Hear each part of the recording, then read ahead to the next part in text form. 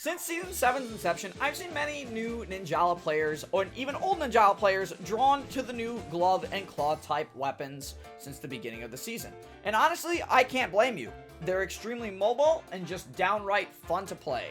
But the general consensus with the new Ninjutsu Blast Barrier for the majority of people is pretty meh. So what I'd like to do is give you guys a couple tips and tricks that will help you use Blast Barrier to its maximum effectiveness, as well as comparing it to the other ninjutsus. Before we get into that though, I think it's important for those of you to realize that if you do have Blast Barrier active, there are a few things you need to know. Number one is that you are completely immune to gum shots during the active duration of Blast Barrier, provided you do not use the shockwave, which means you cannot be bound while Blast Barrier is active.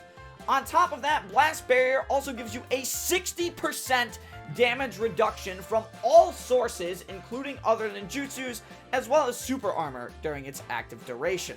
But that's just the beginning, because as you'll see, Blast Barrier is very strong when compared against other ninjutsus.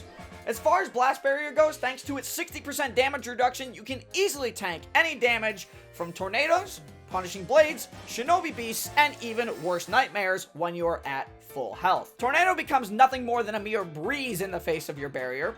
Worst Nightmare can't even bind you with the bombs after the fact, and Punishing Blade and Shinobi Beast take double the amount of hits they would normally take to epone somebody to epone a Blast Barrier user. Of course, yes, while Shinobi Beast and Punishing Blade can still epone you, again, they take double the amount of hits, which means at minimum, you need to take 4 straight hits from the Blade and the Beast to secure the epone for them. And that's honestly not going to be an easy thing to do when you don't even flinch unless you get launched with a specific attack thanks to the Blast Barrier's super armor.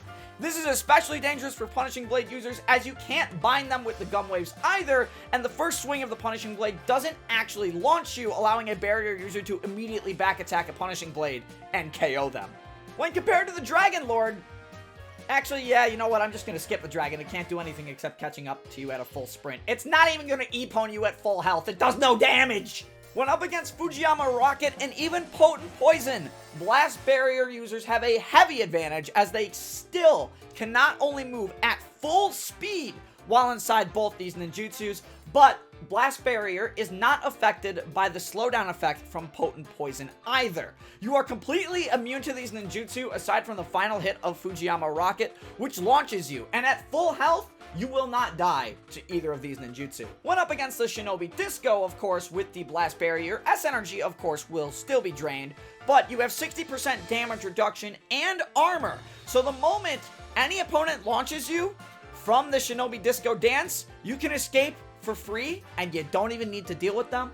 Now, oddly enough, Piercing Mixer is actually one of the 3 ninjutsu that can actually epone you at full health with the barrier active. That is, if you stand still. No one's gonna stand still against a Piercing Mixer targeting them, so this one should honestly be a pretty easy escape.